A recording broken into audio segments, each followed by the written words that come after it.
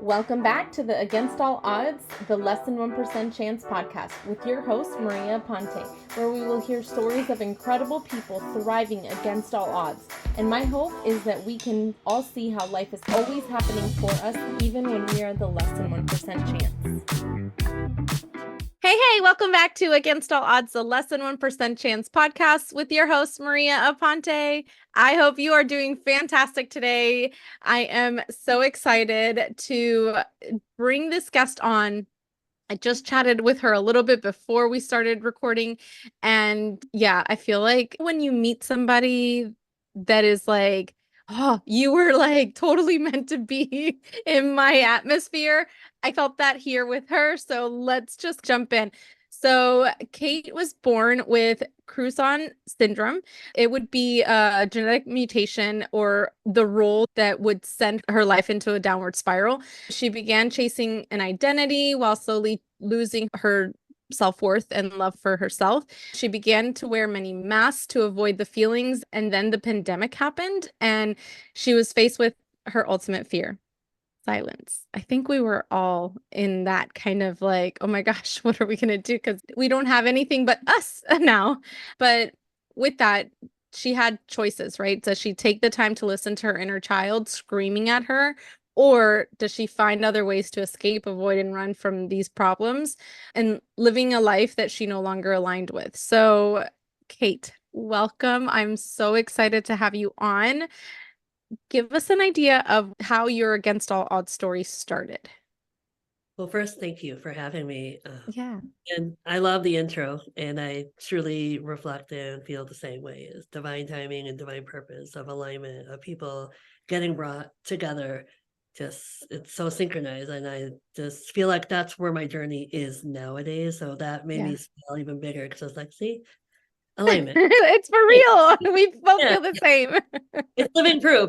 And I guess where my life began as a child, it was so different. Obviously, I was two Yeah. when my life changed forever in a day. And I was too young to remember. But what was instilled in me, what was conditioned into me afterwards, was what took me on a downward spiral because it was my, I would say, angelic, inner, loving child that just saw life as just pure love and kindness. And then there was the noise, the verbal abuse of society judging me and looking at me, and that was out of my control, which Yeah. that kind of taught me that I had to have control in something, even though I was losing control in everything. And that for me was a fear because that silence brought chaos in my head. You got Yeah. your angel and your devil living on your shoulder, and you want to see good in everyone, but then you're feeling all the bad of everyone. And it's like, but not everyone's bad. And it was just a battle. And I didn't It's really, an internal struggle for real. the noise is your own ego. Yeah. And that's the craziest part because you think it's a child like, who's talking to me? It's your inner child telling you pull back those intuitions that I didn't really ever listen to, or walk away, or build up those affirmations of what they're saying is not true. Don't believe it. Don't believe it. Until obviously it was just much later in life. And you're like, God, that's a lot of work you have to do Yeah.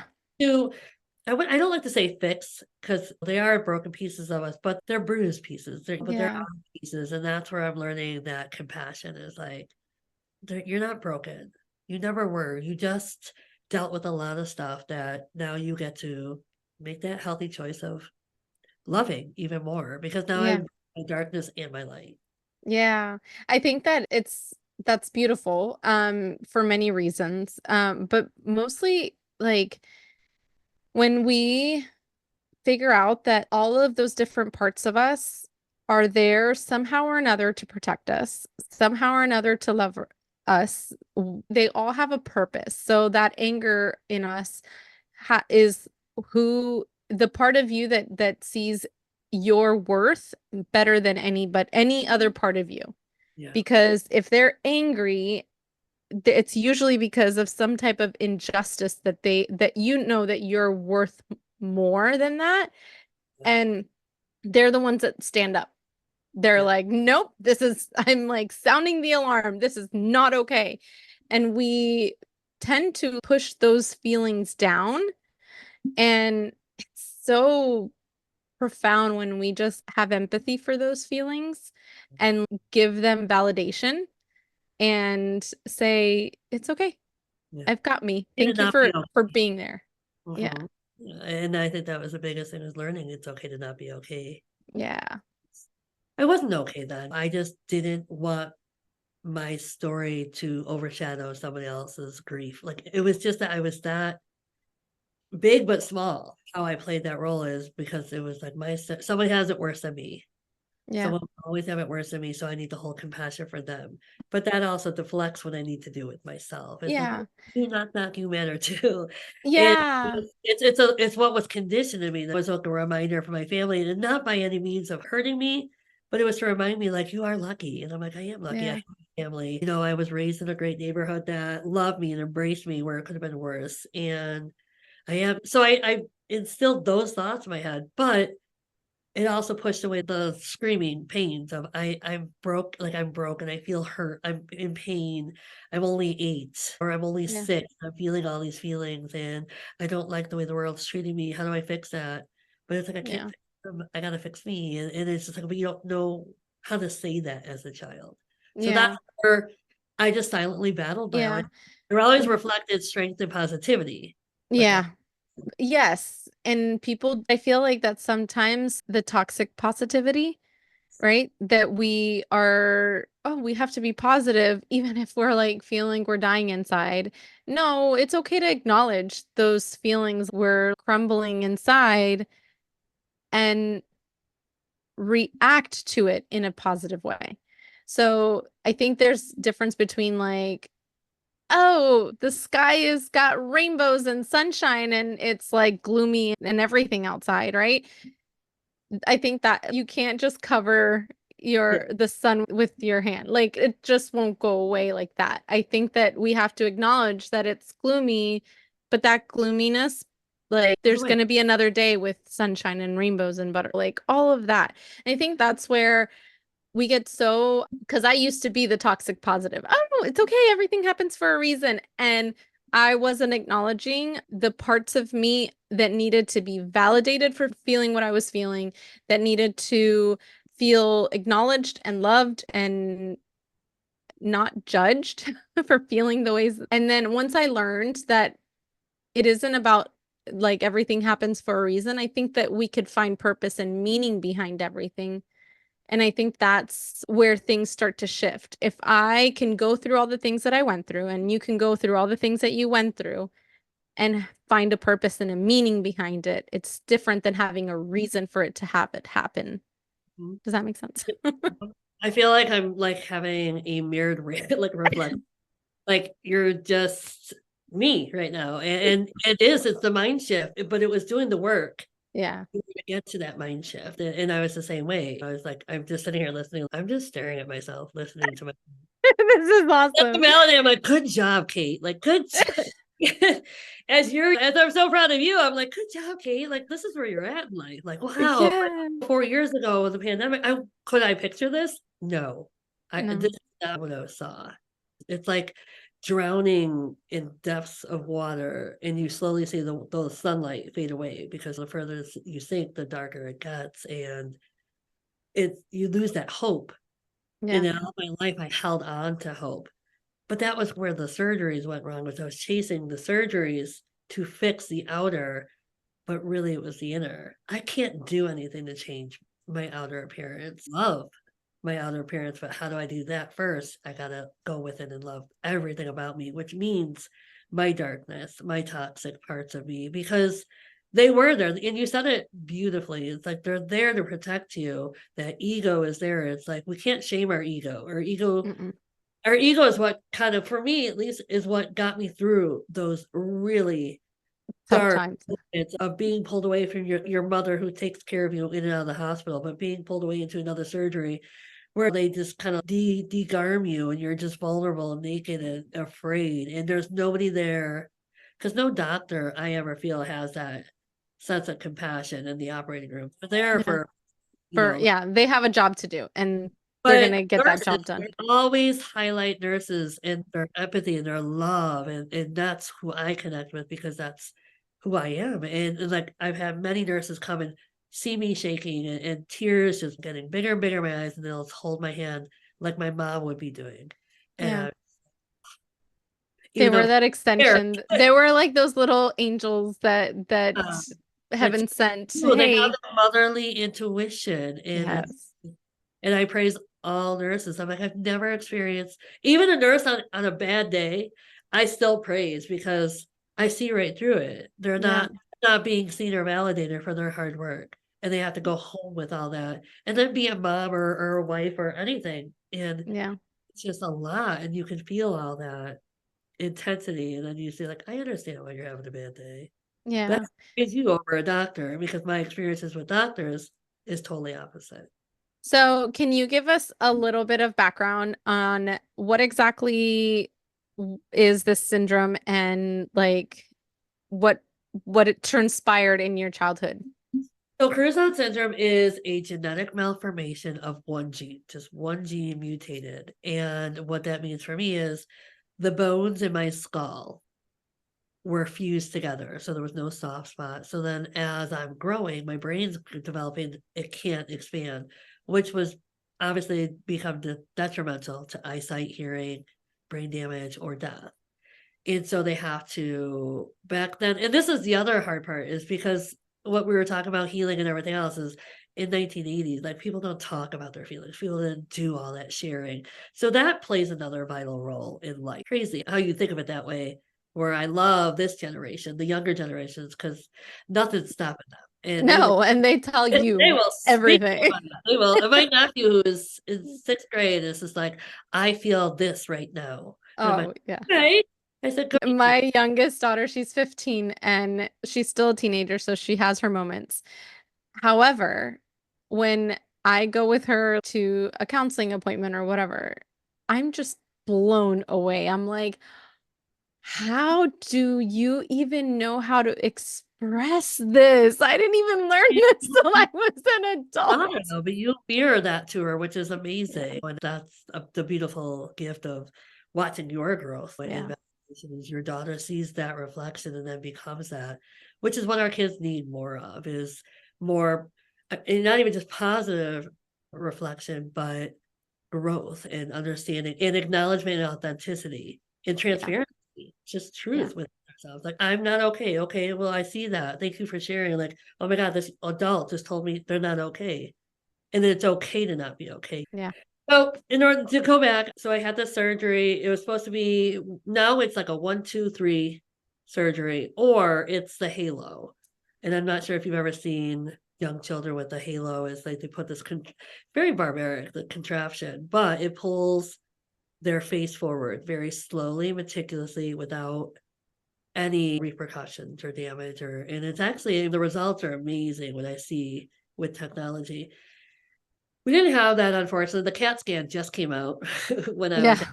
surgery, so it was limited. But my doctor was a part of this whole new program where they teamed up with other doctors from other hospitals, which was never done before. And there was only 3 doctors that specialized in craniofacial syndromes. 2 in Chicago, 1 in Texas. And I just happen to have the pick of the litter, is what I call it. And he wanted to promote it. So he had the news, everything. So he lied within his ego. It was more about him, not about me or anyone else. It was about him. And so we had the surgery, 19-hour surgery, and he pulled my face entirely forward like a hockey mask. Yeah. He pulled so hard that it just snapped back. It shattered every bone in my face. But he closed me up and told my parents everything went smoothly and left me to die, basically. So I had an angel that day with me, and forever I'm grateful. I wish I had her number because I would love to find her. I've been trying to search for her. I know she lives in Michigan, but that's as far as I've gotten so far in my search. But she was, well, a counselor, a genetic counselor. So basically, if you learn that your child has cancer or anything else, like I call it a grief counselor in a way, Yeah. teach the parents of what to expect. She was asked to watch the surgery, so she got to sit in on the surgery, which is never ever done before, and it's a female. And so because she got to watch it, she chose her soul or her career, and she chose her soul and told my parents, ask a lot of questions, and then got fired for it, obviously, because there was a lawsuit. But he didn't lose his license. That's all my parents wanted, was for him to lose his license. But he went on to do his whatever he did. But I held a lot of anger because my parents did. I was young. So Yeah. I was taught, It was like transferred to you. totally transferred, because I was two. I didn't know the man. But I was angry as I was chasing these surgeries, trying to fix what he broke. But unfortunately, when he closed me up, there was staph infection, there was MRSA, all the things that was eating away all the bones that were left. So there wasn't much to work with. And when the more surgeries you have, the more scar tissue you have to deal with, it becomes, one, painful, but two, just difficult, because now you can't really create anything from scratch. You got to Yeah. plates and everything else. And it was tough for my doctor, who saved my life, but he did a great job. And I just finally realized, I think I was 21. I was like, I can't keep doing this. When I was at the lowest of my lows, I'm like, these surgeries are not giving me the results I desire. And people keep promising me these false promises. And I'm just holding on so tightly to those thoughts. And I finally said, I'm done. My body cannot take this. Like, I don't even. Yeah. And even at 8, I stopped at 8, and I told my parents, I'm like, I just want to be a kid. I missed a lot of school, and I'm like, I just want to be a kid. But then puberty hit, and I was like, I don't ever want to feel like that. So Never again. puberty, like, allowed all these emotions to come through, allowed my ego basically to just go rah. And it Yeah. was, and everyone that dealt with me was just like, I don't know what to do with you. Like, I don't know what I can offer you. Counselors, like our school counselor, had no clue what to say to me. It was as if they never were taught this, like, Yeah. someone different. Now, I just was blown away. I'm like, how is it this your job, but yet you don't?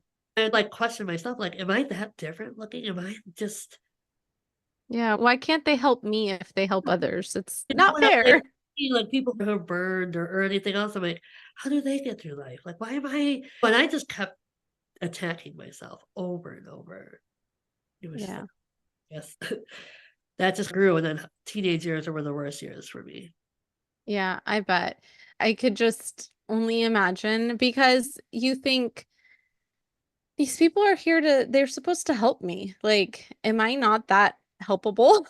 Yeah. Is that so far to ask for me to just be helped and not feel the way that I'm feeling? And yeah, so I can definitely understand that. That's insane. I feel like it is so dangerous for people to practice medicine when they can only just think about the ego or how they'll be. The attention, Yeah. That's really, really hard to wrap your head around because they made an oath to help people. And so but at the same time, if we look back, I feel like you have to have some empathy for people that have that much trouble having or taming their own ego. yeah, It like, what did they have to go through to have to protect themselves in that way? I've been sexually assaulted when I was 16, and I feel like obviously that is just not something that I would want anyone to ever go through. It's horrible. You like question everything. However, now going through my own healing journey and many hours of therapy and just self-reflection and everything, I have to have some type of empathy. I don't want to say compassion because I don't have compassion for what he did at all, but I feel like I have to have empathy for you had to be in a really, hmm, really bad space in your life to have to do that yeah, or to be able to do that, right? There has had to have been something really, really wrong or tough that you went through yourself to have to be in the spot where you could do that to somebody else.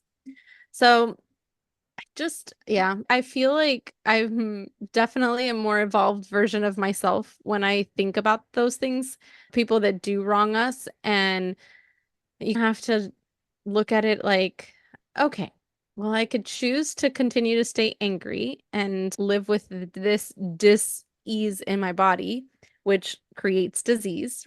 I fully attest to that myself. Or I can look at the fact that I found purpose. I am a voice for people, for especially for women, but for people that are in a situation of any kind of abuse.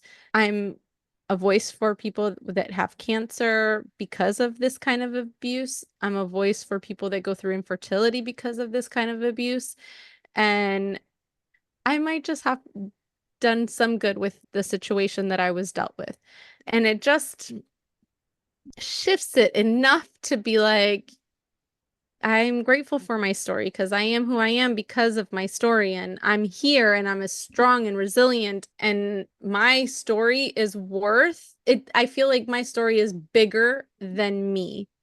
Mhm. It's meant for others to see that they can not only face things that are tough, but get through it and come out much better on the other side. And I feel like very much aligned with you in that sense. I feel like you've healed that part of you enough so that you're like, but I wouldn't be this awesome person that I Yeah. am today if I wouldn't have gone I through all the things. for X, Y, and Z. Yeah. Yeah.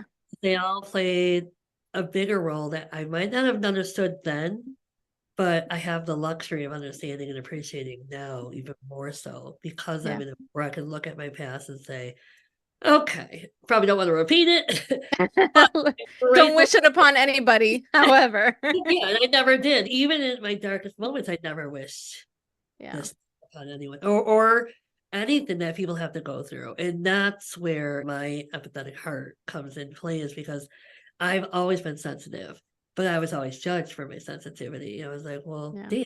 I'm like, I'm damned if I do and I'm damned if I don't, because people aren't getting the fact that like my life isn't like what of it. I learned the big lesson is what you see, what people put out there on Instagram or social media.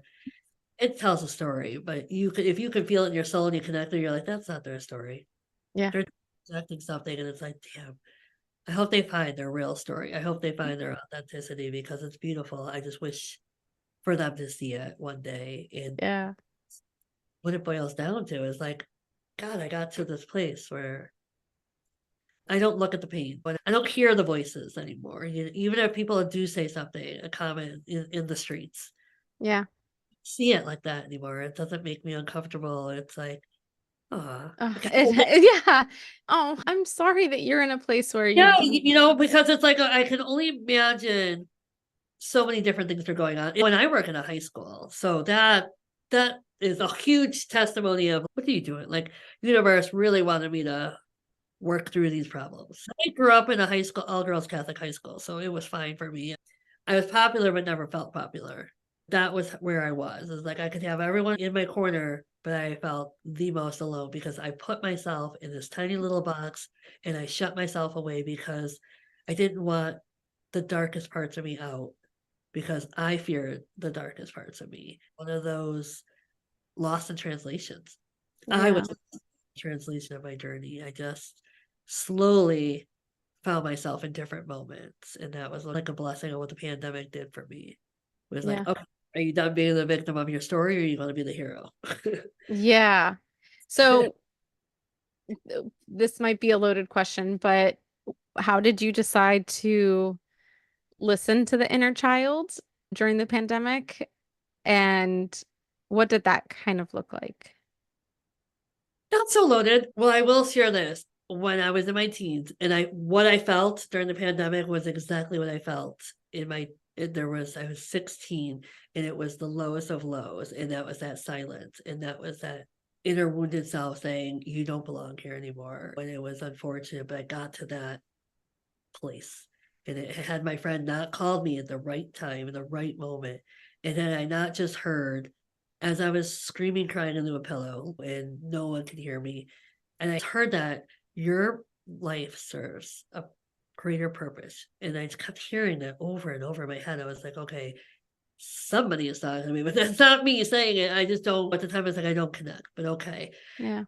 I'm going to hold on to that. It was like that inner child was always there to help me have hope.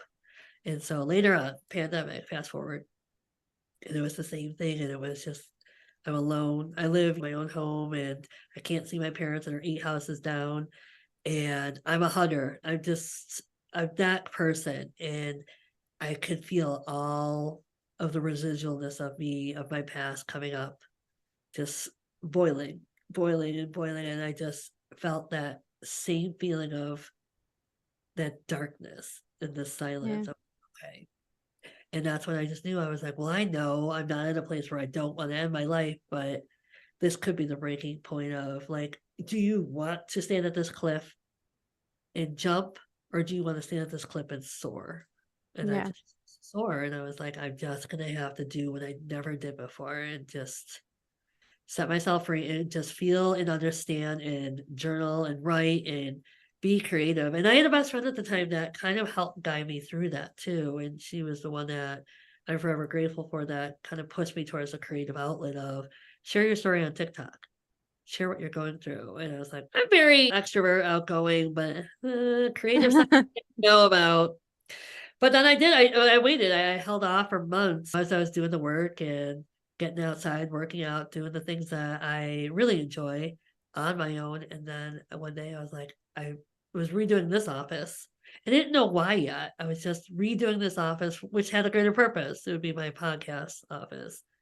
But I just heard this inner part of me like, you're ready. Go get the camera, go get your phone, go set it up. You're ready to do your first TikTok.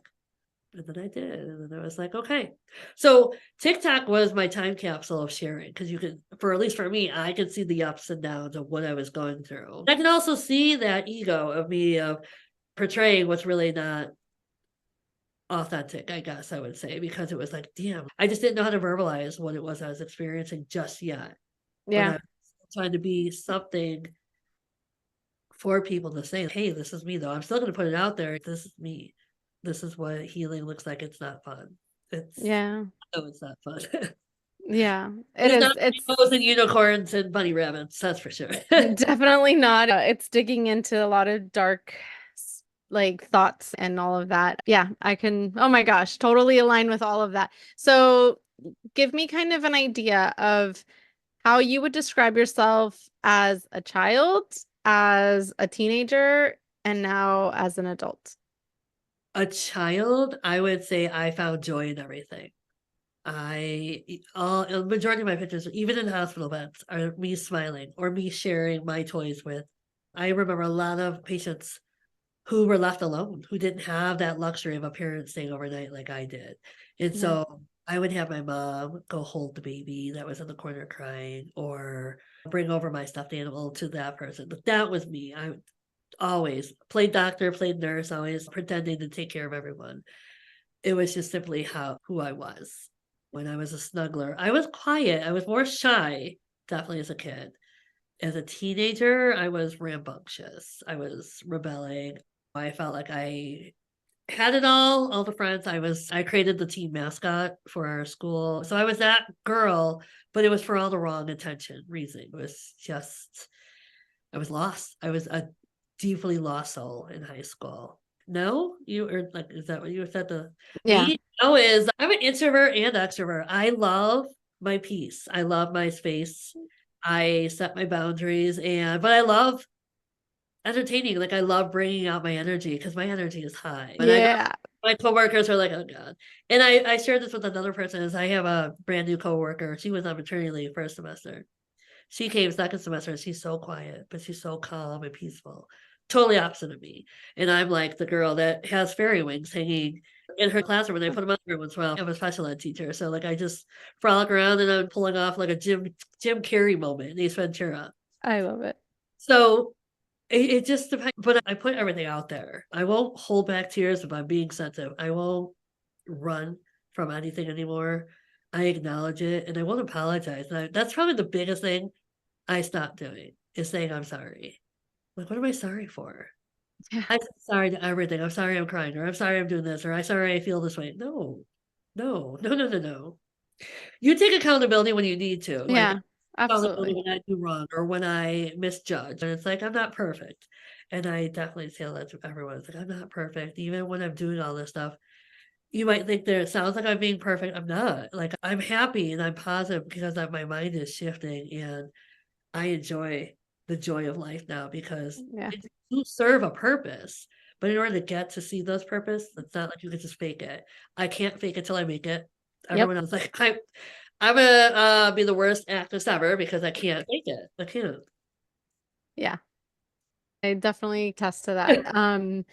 Yeah, I feel you though. Like I'm an extrovert full through and through. However, as I've gotten older, I feel like I have really enjoyed home and just my quiet time, and it just re-energizes me, and then I'm back again. Exactly. Yeah. I mean, So I it's found very funny because I've always just considered myself an extrovert. yeah, I've always been I've like, always been described that way, and yep, I think the past year or two is but I love my nature. I love my walks. I love hugging my trees. I love being away from everyone sometimes, but I'm always around people when I'm at work, and then yeah, I'm like, I love that silence. yeah, I don't need people. That was my biggest, another huge healing process was attachment. I yeah, was everything because I was afraid that I was going to always be left alone, and I had to figure that all out. Like, where I feel alone, but that was every time I got pulled away from a surgery. It was like, where's the people that love me that could be there to tell them no? Or my voice was just smaller and smaller and quieter and quieter. So I don't need that. I don't need validation because I validate myself. It's just the weirdest stuff that comes up every once in a while. I'm like, oh, okay. All yeah, right. Sometimes I do miss people and I'm like, I need to be out amongst people. yeah. Agreed. Agreed. So, what do you feel were your biggest limiting beliefs and roadblocks to overcome everything that to where you are today now?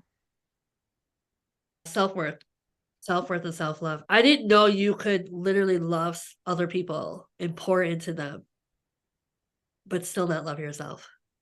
It's so hard. And I I have to even like question that a bit because do you truly then love them if you don't know how to love yourself? yeah, I know. And I thought that too for the longest time, but I still say yes because it could have been strangers, but I Yeah. still loved being there for them for Yeah. whatever I could do. But it depletes the It love depletes. Yeah. the love that you're holding on to that you don't realize is like, okay, so I know that there was self-love and self-worth because obviously I can acknowledge it and define it. So it was there within me. My inner child probably held on to it, but it was easier to give it away Yeah. to was to pour back into myself. Yeah. Absolutely. So then what daily like habits and rituals like help you continue to keep that mindset of like me The biggest first? one was affirmations. I wrote a dry erase marker, so I wrote all over my bathroom window, but I didn't write it right away because everyone always says, say your affirmations. So I'd say them and I was like, I don't align to this. I can't do things I don't align to. Mhm. And that was another huge lesson. Stop forcing things. Stop forcing things to happen. Stop forcing paths to take place or friendships to take place. Let everything go and let it just be. You don't Yeah. have to plan everything. You don't have to have control. So I just trusted when I was ready. I would say them or I would hear them in the car. You'd listen to podcasts or YouTube, like affirmations and meditation. I did a lot of meditation first and Yeah, just me too.